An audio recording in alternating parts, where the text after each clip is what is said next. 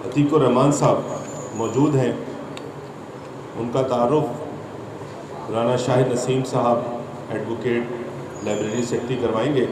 तो मैं उससे पहले गुजारिश करूंगा मलिक इफ्तिखार अवान साहब से कि प्लीज़ आप तशरीफ़ लाएं और सैयद जाफ़िर तैयार बुखारी मरहूम की रूह को इसाले सवाब के लिए इज्तिमाई तौर पर डिस्ट्रिक्ट बार एसोसिएशन बार हाल में सरगर्मियों के पहले दिन आगाज़ पे दुआ करवाएं। और 2019 में ये मुल्तान ट्रांसफ़र हुए या मुल्तान 2019 से ये सर्विस में हैं। इनके नोटेबल स्टूडेंट्स के नाम मैं कुछ लेना चाहूँगा।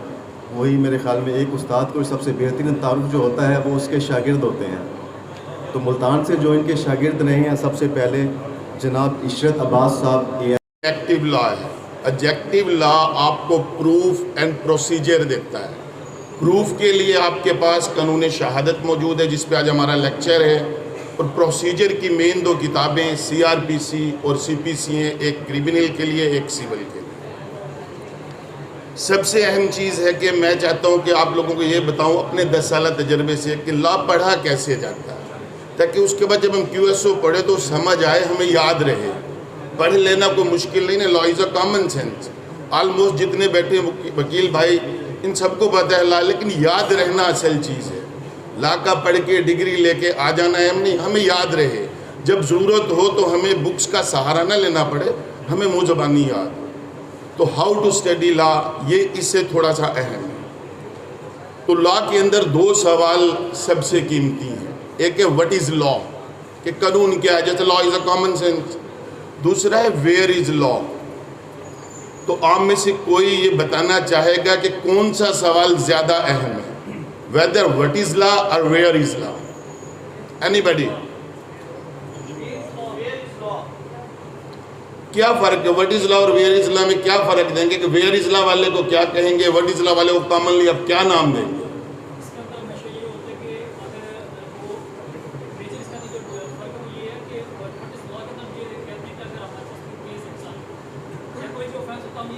शार्ट जवाब देंगे वरना लेक्चर इंटरप्ट हो जाएगा। देखें, मैं सादा ही से कर दूं, आप नहीं बताना चाह रहे भाई। सादा मिसाल है, मैं कहता हूँ कि व्हाट इज़ लॉ वाला होता है मौलवी साहब।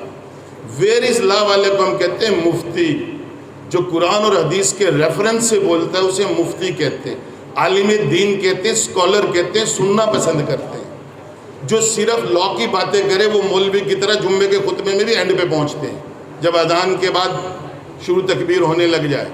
वजह कि वहाँ से हमें इल्म नहीं मिल रहा होता। व्हाट इज़ लॉ घिसी पिटी बातें। वेयर इज़ लॉ जब तक रेफरेंस ना हो, लॉजिक नहीं बनता, समझ नहीं आती, दिमाग में बात बैठती नहीं। तो कोशिश करें जब आपने कानून पढ़ना है तो वेयर इज़ लॉ की तकसीब के मेथडोलॉजी पे पढ़ना सीख लें, फिर ज़िंदगी भर नहीं भूलेंगे। तो उसके लिए थोड़ा सा आपको मैंने स्केच भेजे, जिनके पास वो सामने कर लें। मुमकिन हो तो साथ वाले को मोबाइल पिक दे दें अगर पॉसिबल है। तो इसको हम थोड़ा सा देखेंगे कि वेयर इज़ लॉ को हम कर कैसे सकते हैं। भाई देखिए, मैंने लॉ ऑफ एविडेंस को इस पेज पे आपके सामने 3 पार्ट में मैंने नहीं बांटा, ये किताब बनाने वालों ने बांट रखा है। मुझे वहाँ से गाइडेंस मिली तो मैंने तमाम किताबों के ऐसे ही फार्मूले बना दिए ताकि वेयर इज़ लॉ ना भूले। आप लोग यहाँ से 20 से 25 आर्टिकल मुज़बानी याद करके उठेंगे, ये दावा है। देखिए, इन 3 पार्ट के अंदर एक मिडल पार्ट है। कोई भी 3 बंदे बैठे हो, मिडल वाले को आप याद कर ले तो लेफ्ट राइट का आप रेफरेंस दे देते हैं। भाई सदर साहब के राइट पे वो बैठे थे, लेफ्ट पे दूसरे बैठे थे। अगर आप उनका नाम नहीं भी जानते, मैं सदर साहब के राइट वाले की बात कर रहा हूँ, मैं सदर साहब के लेफ्ट वाले की बात कर रहा हूँ। तो मिडल पार्ट है यहाँ पे ऑन प्रूफ। वहाँ के आप आर्टिकल्स देखेंगे, टोटल मैंने 111 से 6 उसके नीचे लिखा है, पेज पे नज़र डाल लें, वो टोटल 6 हैं। 111 से 116 तक वो 6 आर्टिकल हैं। कानून शहादत को याद रखने के लिए आपको थोड़ा सा एक मिसाल पूछ लूँ। बचपन से लेके मैट्रिक तक हम टेबल्स पहाड़े याद करते थे, 1 दूनी दूनी थे, 2 दूनी 4। क्यों याद करते थे? शॉर्टकट कोई बैठे बैठे बताना चाहे भाई पहाड़े पढ़ते थे ना, क्यों? अब वकील साहब को पहाड़ों की ज़रूरत पड़ रही है, इक्का दुक्का। पहाड़ों का मकसद था इजी अप्रोच, मैथमेटिक्स के तमाम मामला कैलकुलेशंस को इजी अप्रोच कर लेते हैं। इन लोगों को गिनना हो तो हम टोटल सोफे गिनेंगे, सोफे पे बंदा मल्टीप्लाई करेंगे, इजी अप्रोच हो जाएगी। सेम उन पहाड़ों को सामने रखते हुए मैंने किताबों को मैथमेटिकली डिजिट्स दे दिए। कानून शहादत को मैंने 6 नंबर दिया। मैंने पूरे के QSO को 6 के अंदर कोशिश की समो दूं, ईजी कर दूं। देखिए मिडल पार्ट उसको 6 आर्टिकल दे दिए तो निशानी 6 की रही। अगर अब आपसे कोई ये पूछे भाई ऑन प्रूफ से पहले क्या है, आपके पास पेज पे लिखा हुआ रेलेवेंसी, ऑन प्रूफ के बाद क्या है, एग्जामिनेशन। लेकिन मैंने उनके आर्टिकल्स नहीं लिखे।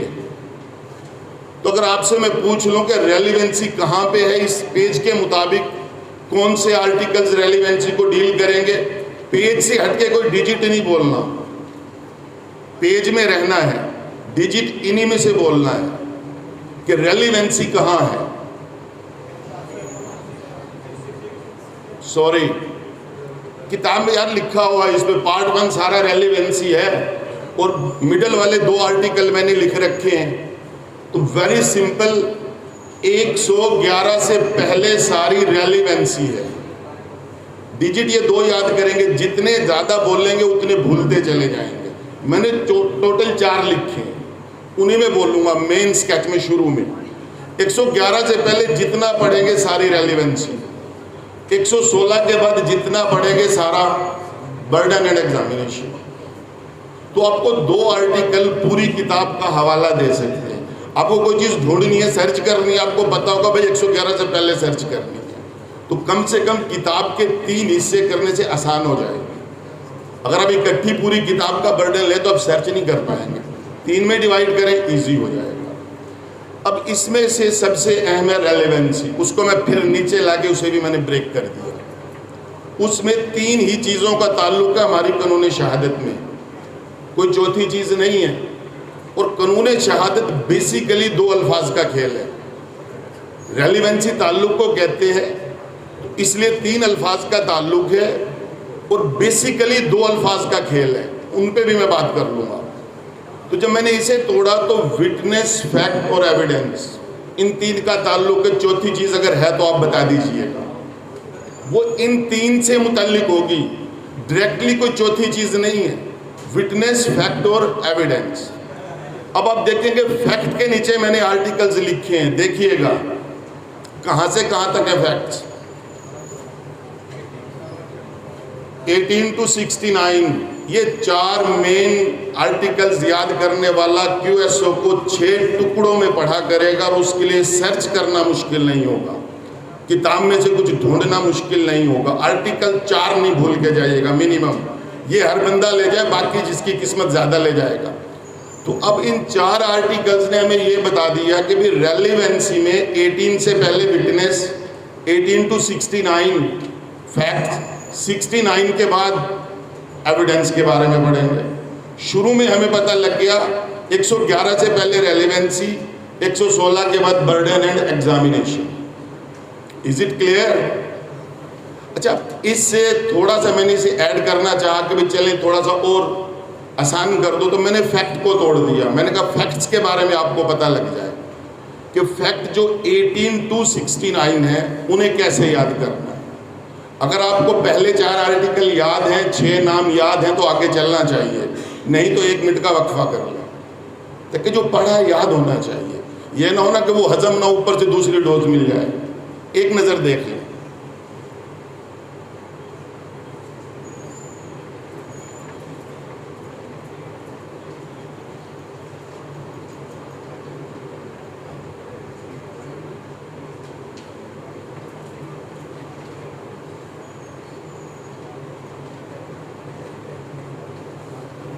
भाई 4 डिजिट हैं, 6 नाम है, मेरा ख्याल तो बड़े आसान है। 111 से 16 6 के फार्मूले में, इसलिए याद रखना है आपने कि टोटल 6 हैं। अब 18 6 3s are 18, इसलिए 18 याद रहना चाहिए, ना ये 19 हो सकता है ना 17। 6 का आना, मैंने कहा मैंने इसके लिए 6 चुना है। 18 6 में मौजूद है, 69 6 सीधा 6 उल्टा। ये ना कभी आप 68 पढ़ेंगे ना कभी आप 70 पे जाएंगे। तो ये 4 आर्टिकल इस तरह मज़ीद ईजी करें अपने लिए कि 4 ही हैं टोटल मेन। जब 4 याद हो जाएंगे तो आपका एतमाद बढ़ेगा, अगले भी याद हो जाएंगे। अब आगे फैक्ट पे बात करेंगे 18 to 69। देखिए 18 में मैंने लिखा रूल ऑफ एडमिसिबिलिटी। ये लफ्ज़ पढ़ने से पहले मैं बता दूं, कानून शहादत मैंने कहा 2 अल्फाज पे खेलता है। जिसे 2 अल्फाज नहीं आते उसे नहीं फिर खेलना चाहिए, मिनिमम ट्रायल के साथ नहीं खिलवाड़ करना चाहिए। कानून शहादत में 2 ही लफ्ज़ है, रेलेवेंसी एंड एडमिसिबिलिटी। जब तक इन 2 अल्फाज का मतलब, इनका मीनिंग, इनका रेफरेंस नहीं पता, आप ट्रायल से नहीं खेल पाएंगे, मजाक होगा ट्रायल के साथ। अब फैक्ट के साथ 18 में हमने लिखा rule of admissibility. 18 starting admissibility, क्योंकि रेलिवेंसी मेन टॉपिक था। फैक्ट्स की बात की तो हमने कहा rule of admissibility of facts. 2 he fact पर एविडेंस आ सकती है, रेलिवेंट फैक्ट पर और फैक्ट इन इशू पर। तो ये 18 deals with admissibility of facts. अब वही 6 का फार्मूला, 18 और 6 कितने होते हैं? 18 ते 6 कितने होते हैं? 24। यहाँ एक कहानी बताऊंगा। 24 घंटे कोई हाजिर है? कोई रह सकता है 24 घंटे अवेलेबल हाजिर? एक जात है। 24 घंटे हाजिर रहने वाली एक जात है, बाकी सब गायब है। हम नहीं एक 24 घंटे कहीं भी हाजिर रह सकते। प्ली ऑफ एलिबाई, 24 घंटे एक जात हाजिर, वो 24 याद रखोगे, और हम प्ली ऑफ एलिबाई। 24 और 6 कितने हुए? 24 घंटे हाजिर रहने वाले को हम एडमिट करते हैं और अपनी गैर हाजिरी का कन्फेशन भी कर रहे हैं। 30 जमा 6 36 के फौरन बाद ये हाजिरी और गायब होना ना, हाजिर गायब, ये इकट्ठा है। 18 और 6 24। 24 में 2 अल्फाज पकड़े हमने, 24 घंटे हाजिर रहने वाला और 24 घंटे के साथ गायब, गैर हाजिर, प्ली ऑफ एलिबाई। उसे जब थोड़ा सा हम आगे लेके गए तो 18 24 के बाद जमा 6 30 तक, 30 से शुरू किया हमने एडमिशन को।